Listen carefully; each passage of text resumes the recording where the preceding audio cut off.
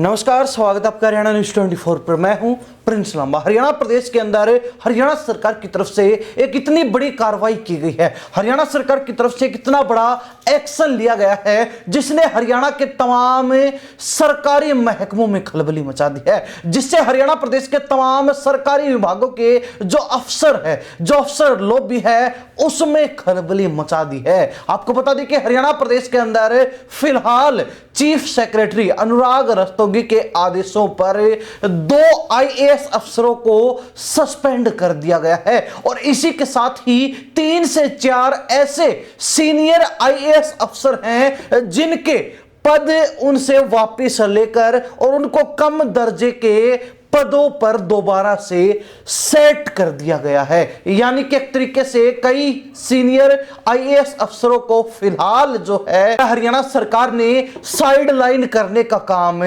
कर दिया है। और आपको बता दें कि पूरा जो मामला है वो आईडीएफसी बैंक में हुए 590 करोड़ के लगभग घोटाले से जुड़ा हुआ है और इसी से तार जुड़े होने के चलते अब हरियाणा सरकार इस मामले से संबंधित किसी भी व्यक्ति को बख्शने के मूड में नजर नहीं आ रही है। और भास्कर रिपोर्ट के अनुसार सूत्रों की माने तो इस संबंध में जो है इन अफसरों की कहीं ना कहीं कुछ ना कुछ इन्वॉल्वमेंट संभावित हो सकती है, जिसके चलते इनके ऊपर गाजगिरी, इनके ऊपर एक्शन लिया गया है। सबसे पहले आपके लिए जानना जरूरी है कि बीते दिन हरियाणा प्रदेश के अंदर 15 आईएएस अफसरों का तबादला किया गया, यानी कि उनको एक जगह से उठाकर दूसरी जगह डाला गया है, भेजा गया है। और इसी में 4 ऐसे आईएएस अफसरों का नाम शामिल है जो कहने को तो सीनियर हैं, लेकिन फिलहाल हरियाणा सरकार ने उनसे तमाम बड़े पद वापस लेकर, तमाम बड़े पद छीनकर और उनको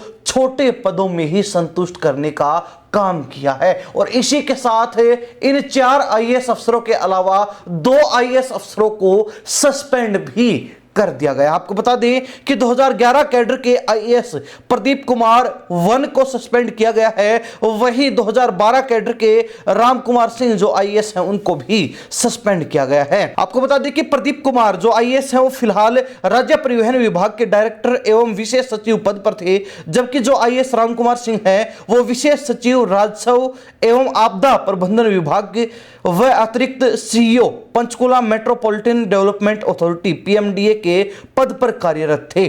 प्रदीप कुमार करीब 2.5 महीने में यानी कि 30 जून 2026 को सेवानिवृत्त होने वाले थे, जबकि राम कुमार सिंह की रिटायरमेंट 1.5 साल बाद लगभग 30 नवंबर 2027 में होनी है। लेकिन इसी बीच अब इन दोनों अफसरों के ऊपर गाज गिर चुकी है।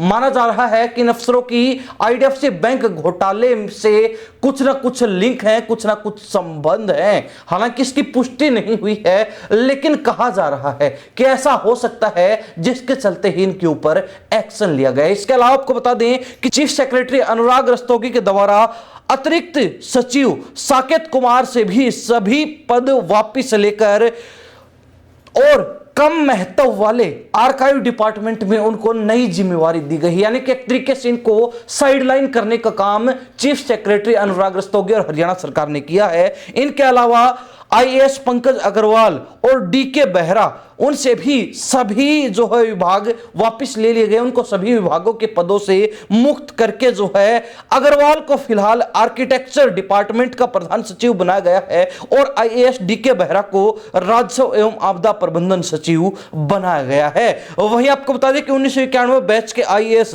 जो सीनियर आईएएस माने जाते हैं विनीत गर्ग भी साइडलाइन किए गए हैं। पहले उनके पास जहां पॉल्यूशन कंट्रोल बोर्ड था तो वहीं अब उनको इससे हटाकर प्रिंटिंग डिपार्टमेंट दे दिया गया है। यानी कि एक तरीके से साफ शब्दों में कहा जा सकता है कि इन तमाम सीनियर आईएएस अफसर के पास पहले बड़े ही महत्वपूर्ण पद थे, बड़े बड़े पद थे, कई पद थे, लेकिन उन तमाम पदों से हटाते हुए अब इनको सिंगल जो है पोस्टिंग दी गई, सिंगल जो है डिपार्टमेंट सौंपे गए हैं और वो भी कम महत्व वाले, जो साफ दर्शाता है कि हरियाणा सरकार अब इन आईएएस अफसरों को नजरअंदाज कर रही है, साइडलाइन कर रही है, तवज्जो नहीं दे रही है। और इसके साथ ही हमने बताया कि 2 आईएएस अफसरों को सस्पेंड भी किया जा चुका। आपको बता दें कि इस पूरे मामले को 15 आईएएस अफसरों का जो ट्रांसफर किया गया है उससे जोड़कर देखा जा रहा है। लेकिन खास बात यह भी है, और मीडिया रिपोर्ट्स की माने तो चर्चा है कि आईडीएफसी बैंक में जिन सरकारी महकमों के खाते खुले थे उस समय ये अफसर उन महकमों के मुखिया थे, यानी कि कहीं ना कहीं इनके इशारे पर ही वो खाते आईडीएफसी बैंक में खुले होंगे, ऐसा अनुमान लगाया जा रहा है। ये सिर्फ चर्चाएं हैं। हरियाणा न्यूज 24 इस बात की पुष्टि नहीं करता है, लेकिन फिलहाल ये मामला जो है कहा जा रहा है कि एसीबी और ईडी के बाद सीबीआई को हैंडओवर किया जा सकता है, सौंपा जा रहा है। इसके संबंध में सीबीआई ने एक एफआईआर भी दर्ज की है और इसमें 5 हरियाणा प्रदेश के आईएएस अफसरों का नाम भी जुड़ा हुआ बताया जा रहा है, जिनसे बहुत जल्द सीबीआई पूछताछ करेगी, छानबीन करेगी। और ठीक उससे पहले हरियाणा सरकार ने कई आईएएस अफसरों पर गाज गिरा दी है, 2 को सस्पेंड किया गया है, तो वही 4 सीनियर आईएएस अधिकारियों के रैंक घटा दिए गए। रैंक घटाने से तात्पर्य है कि पहले जहां इनके पास कई पद थे, कई विभागों में इनके पास महत्वपूर्ण जिम्मेवारियां थी, तो अब वो तमाम पदों से मुक्त करके और उनको कम महत्व वाले विभागों में सिंगल जिम्मेवारियां दी गई हैं। सिंगल जो है पोस्टिंग, जो पद हैं वो दिए गए हैं। अब ऐसे में अनुमान लगाया जा सकता है